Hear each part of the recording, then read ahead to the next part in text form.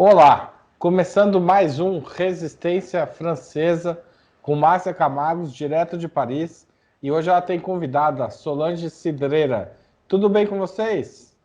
Tudo ótimo, Haroldo. A Solange, ela trabalha numa autarquia francesa, o equivalente a uma autarquia, que chama Pour l'Emploi, vai falar sobre seguro-desemprego. A França está mudando a legislação, vai prejudicar muita gente, a gente vai falar disso. Mas antes, Márcia, vai ter o encontro dos países ricos aí na França, em Biarritz, na praia, né? Como é que tá? A França está se preparando para receber esse encontro e a provável vai ter gente querendo se manifestar, porque esses encontros, desde os anos 90, são encontros que as pessoas, desde Seattle, a gente sabe que não é os dirigentes dos países ricos nem sempre são bem recebidos, especialmente em momentos de crise. Com certeza, exatamente. O ministro do Interior, o Christopher Castaner, foi pessoalmente a essa cidade aí dos Pirineus Atlânticos para apresentar esse monumental esquema de segurança para esse encontro que vai ocorrer agora entre dia 26 e 24 e 26 de agosto. Algumas pessoas, um grupo já foi, inclusive, detido para averiguações, e também os grupos anticapitalistas que já estão acampados a uns 20 quilômetros de Biarritz e prometem manifestações pacíficas. Ou seja, 10 mil pessoas é quase uma manifestação de policiais, né? Porque 10 mil pessoas, uma cidade inteira. A cidade que eu vivi meus primeiros anos não tem 10 mil pessoas. É um pouco isso, esse exagero que a gente verificou, inclusive, durante as últimas manifestações dos coletes amarelos, 1º de maio, que algumas vezes havia um contingente, um número maior de policiais do que de manifestantes. E agora, com essa questão dos altos dirigentes aí do mundo capitalista, a coisa está sendo vista de uma maneira bastante séria. Agora... Tem medo esses dirigentes, hein? Nossa Senhora. Pois é, com todo... Popularidade nenhuma, medo muito. Exatamente. São perigosos. Eles são perigosos, né? Tem 10 mil para protegê-los, realmente são perigosos. Haroldo, eu queria avisar os turistas, os visitantes brasileiros que estejam vindo, planejando vir a Paris, que fiquem atentos para comprar os bilhetes para o Louvre online. Por que isso? Porque vai ser inaugurada, agora no dia 26 de setembro, uma grande exposição sobre o Leonardo da Vinci, e por isso a Mona Lisa, a famosa Mona Lisa, né, foi deslocada da sala dos atos para o Salão Médici, e isso assim alterou muito o fluxo de visitantes. Há uma espera de 30 a 40 minutos para visitar a Mona Lisa, há mais ou menos 10 milhões de visitantes por ano no Louvre. Só para essas... Sendo que entre 80% e 90% que vão ao Louvre, eles querem visitar a Mona Lisa, então está bem complicado, e enquanto a coisa não for ali posta no lugar, é preciso comprar o bilhete online. E aí, só para lembrar, que essa Lisa foi um dos 16 quadros... Ou seja, não pode comprar na entrada. Se a pessoa deixar para comprar... na entrada. Na última hora, você não entra. Então, tem que ir ali e comprar pela internet. Agendar. E só uma curiosidade, ela é uma das 16 pinturas deixadas pelo Leonardo da Vinci, que ele trouxe para a França em 1519, quando ele veio a convite do rei Francisco, o rei da França, na época, rei François I, e ele acabou morrendo aqui na França, né, em 1519, aos 67 anos de idade. Quer dizer, ele veio em 1516 e 3 anos depois ele faleceu aqui na França e deixou essa obra-prima como patrimônio do país. 500 anos atrás, exatamente, né? Exato. Ô, Solange, conta pra gente o que é o Pour l'Emploi e, principalmente, como é que está o andamento desse projeto de reforma do seguro-desemprego que está no parlamento, é isso? Não. O que é Pôle emploi? Pôle emploi é uma autarquia que uniu 2 organismos, um organismo que se chamava ANPE, que cuidava só da colocação de desempregados, da formação dos desempregados, e outro organismo, que era a CEDIC, que pagava o seguro-desemprego. Hoje é um único organismo, tem 10 anos que teve essa reforma, é um único organismo. Esse organismo se ocupa de pagar o seguro-desemprego, formar os desempregados, achar emprego para os desempregados, ajudar as empresas a se implantarem em novos lugares. Na realidade, é o organismo nacional que se ocupa de tudo que é desemprego. Ele é implantado em toda a França e, dependendo de cada cidade, aqui em Paris, por exemplo, se chama uma agência, tem 20 agências. Você trabalha numa agência ou trabalha na administração geral? Eu percorri todos os degraus dessa empresa. Passei concurso público, fui conselheira, que eles chamam, contra o desemprego, fui diretora de agência e hoje eu trabalho na direção de Paris de Polo Emprego. E eu me ocupo das parcerias. Tá certo. E a reforma do seguro-desemprego vai impactar como essa instituição que foi fundamental aí no processo de redução da desigualdade na França? Olha, essa reforma já teve várias reformas sucessivas. Essa reforma, o seguro-desemprego era administrado pelo paritarismo. Eram sindicatos patronais, sindicatos laborais e o Estado. Agora, para essa reforma, que é muito contestada, a reforma foi votada dia 28 de julho, vai ser aplicada em novembro. Os sindicatos estão prometendo uma aqui, em francês, eu vou dizer, une rentrée chaude, quer dizer, o início do ano vai ser quente na questão social. Né? O início do ano é agora, porque a gente acabou de sair das férias, o esquema é totalmente diferente do Brasil. Não é o início do ano cronológico, é o início do ano social e do ano letivo. Certo? E o ano letivo também. Então, essa reforma, que vem da lei pela liberdade de escolher seu futuro profissional, vai impactar em 3 níveis. Primeiro nível, para beneficiar do seguro-desemprego, vai ter de se cotizar muito mais tempo. Exemplo, hoje, para você entrar no sistema, tem de trabalhar 4 meses. Então, você pode beneficiar 4 meses. A reforma vai ser, no mínimo, 6 meses, nos últimos 24 meses. Primeiro ponto. Segundo ponto, o cálculo da indenização, de como eles vão calcular, quer dizer, como você trabalha, quanto você ganha. Hoje o cálculo é feito por dia, vai ser mensal. Então, por exemplo, tudo que é horas extras não vai entrar no cálculo. Então, vai impactar, vai precarizar cada vez mais as pessoas, principalmente jovens, mulheres, que têm contratos curtos. Então, para ele conseguir 6 meses em 28 meses, é muito mais difícil de 4 meses em 24 meses. Claro. Entendeu? Então, na verdade, menos gente vai receber e quem receber vai receber menos. Exatamente. Inclusive, uma certa demagogia do governo em relação ao que seria aqui os altos salários, alguém que ganha mais de 4.500, imediatamente ele vai ter uma diminuição do seguro-desemprego de 30%. Porque aqui o seguro-desemprego, em certos países da Europa, o seguro-desemprego é fixo, quer dizer, é um montante, não depende do salário. Aqui é um cálculo que se faz em relação ao que você cotizou, porque não é uma ajuda. Tem uma diferença entre seguro e solidariedade. Certo. O seguro-desemprego é um seguro, não é uma solidariedade, embora Pôle emploi também, para um desempregado que cotizou mais de 5 anos e que não ganha mais o seguro-desemprego, Pôle emploi dá um seguro mínimo, um seguro que depende da solidariedade nacional. Para ele não morrer de fome. É como se fosse uma renda mínima, entende? Tá. Mas isso tudo está diminuindo também. Além da renda mínima, ou seja, a pessoa tem direito a um valor que está ligado ao que ela pagou.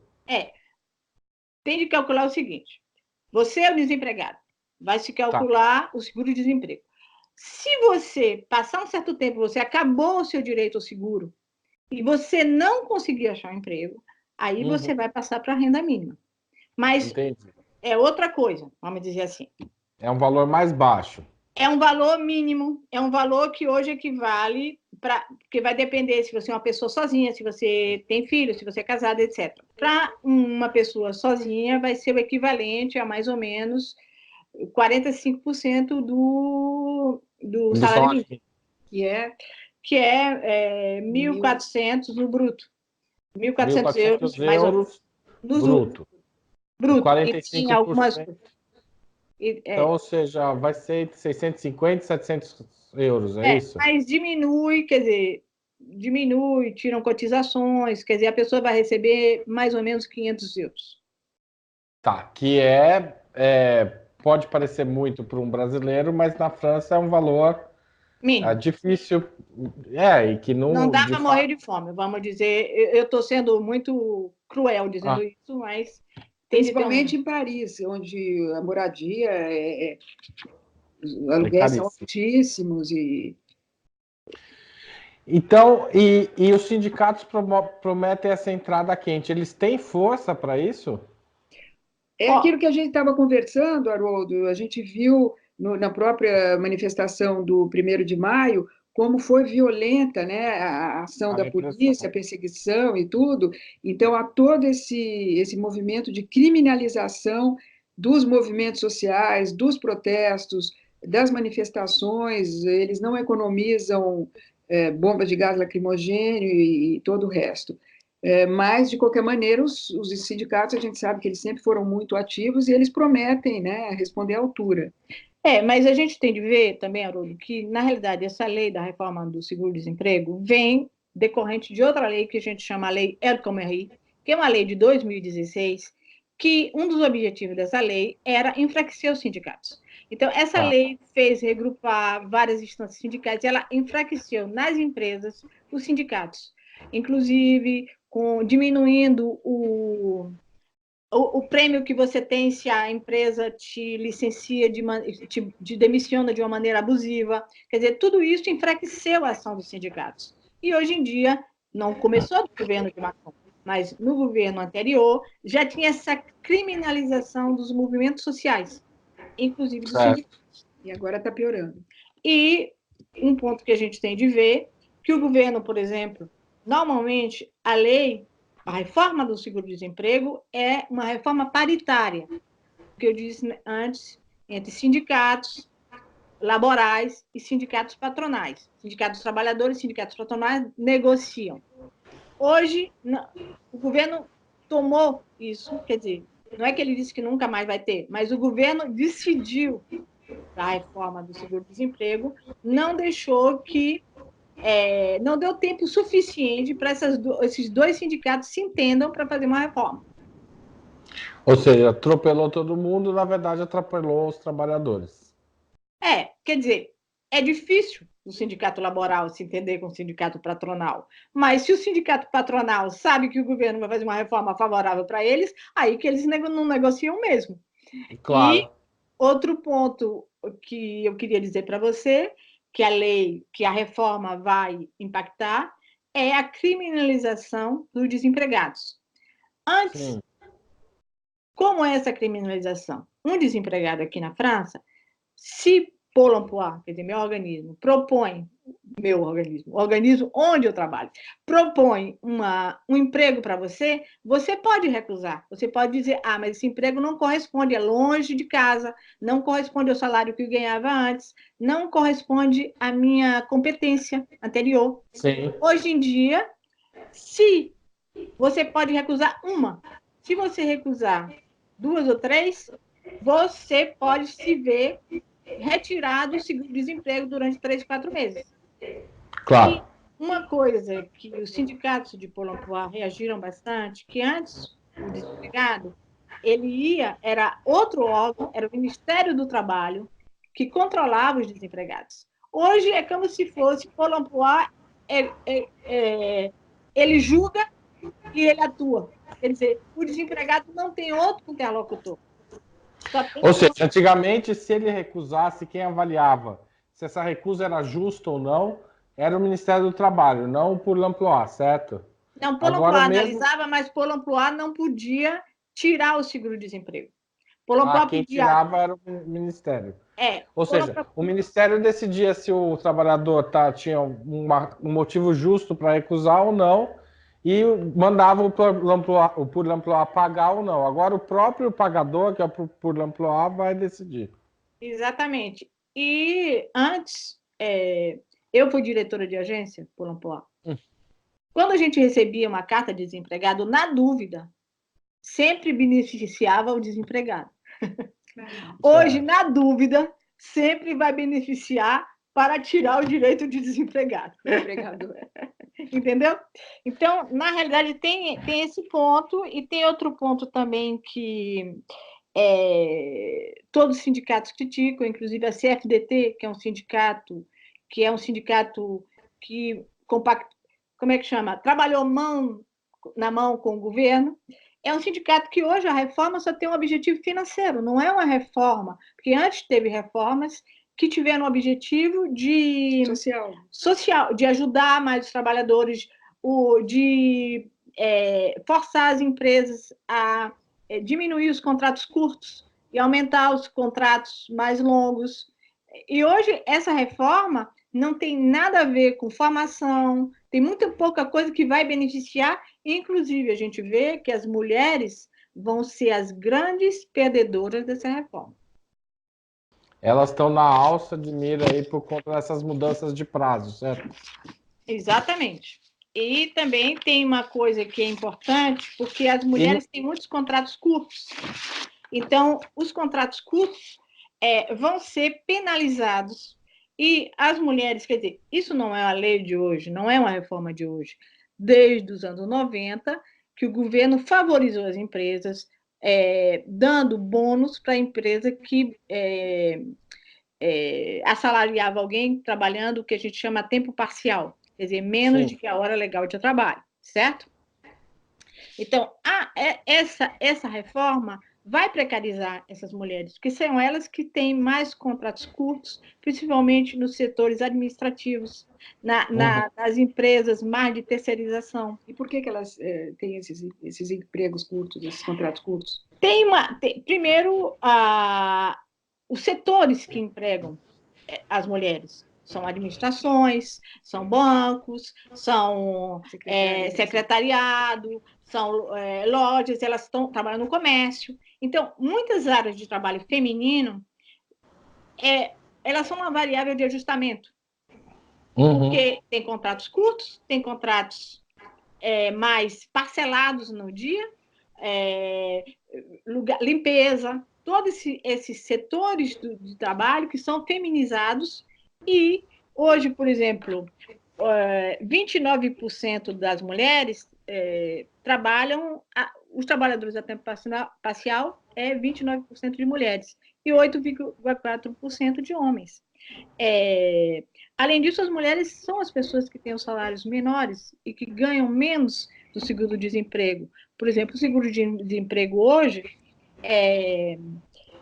82% dos homens vão ganhar, são pagos menos do que o salário mínimo, mas muito mais do que isso, 20% a mais as mulheres, que ganham menos do que o salário mínimo. Do seguro-desemprego, quero dizer. Ou seja, tem uma reforma aí que ataca quem está mais precarizado, ataca dentre os mais precarizados, ataca mais as mulheres e mais os jovens. Exatamente. Então, ou seja, a gente vai ter 1.800.000 pessoas, né, que é o número que você mencionou, prejudicadas por essas mudanças, e são as pessoas mais frágeis, sem nenhum tipo de contrapartida que favoreça elas de outra forma no mercado de trabalho. Exatamente. E, inclusive, o governo de Macron, porque aqui tem, você já ouviu falar, o governo diz nem isso nem aquilo. Na realidade, é tudo aquilo. O governo fala que a igualdade profissional, mulheres e homens, é a grande causa nacional. Mas, na prática... Faz o contrário. Faz o contrário. Inclusive, esses cálculos que eu estou te dando... Esses cálculos que eu estou te dando são os cálculos que foram feitos pela própria o organismo do seguro-desemprego, que calculou que vai ter uma baixa para 1.800.000 pessoas e 500.000 dos mais precários não vão ganhar nada. Se as pessoas que estavam desempregadas no ano passado tivessem essa lei, elas não iriam ganhar nada hoje. Puxa vida. Márcia, então vamos acompanhar isso, vamos esperar e torcer pelos sindicatos, que os sindicatos consigam reverter, pelo menos parcialmente, esse processo. Solange, muito obrigado pelas explicações, foi um ótimo programa, acho que as pessoas vão entender como está sendo esse ataque, que aqui a gente está vivendo na forma da reforma previdenciária, já teve a reforma trabalhista aqui o ano passado, mas seguramente também envolve muitas questões do dia a dia, da burocracia, na aplicação dessas regras de seguro-desemprego e de aposentadoria aqui, né? Que a gente teve um processo de degradação, por exemplo, da avaliação se a pessoa tem direito a afastamento ou não por questões médicas, que virou um inferno você conseguir provar que não tem condições de trabalhar. Então, obrigado Márcia, semana que vem a gente volta. Queria pedir desculpas aos internautas que semana passada a gente gravou o programa, foi uma conversa ótima, mas a gente não conseguiu subir. Então a gente passou um período aí com problemas técnicos no Resistência Francesa, mas a gente volta e vai manter. Tá certo? Obrigado, Márcia. Obrigado, internauta que apoia a Opera Mundi. www.operamundi.com.br/apoio. Faça uma assinatura solidária para a gente continuar produzindo um jornalismo contra-hegemônico. Um abraço, Solange. Obrigada. Tchau, Márcia. Até logo, até a próxima.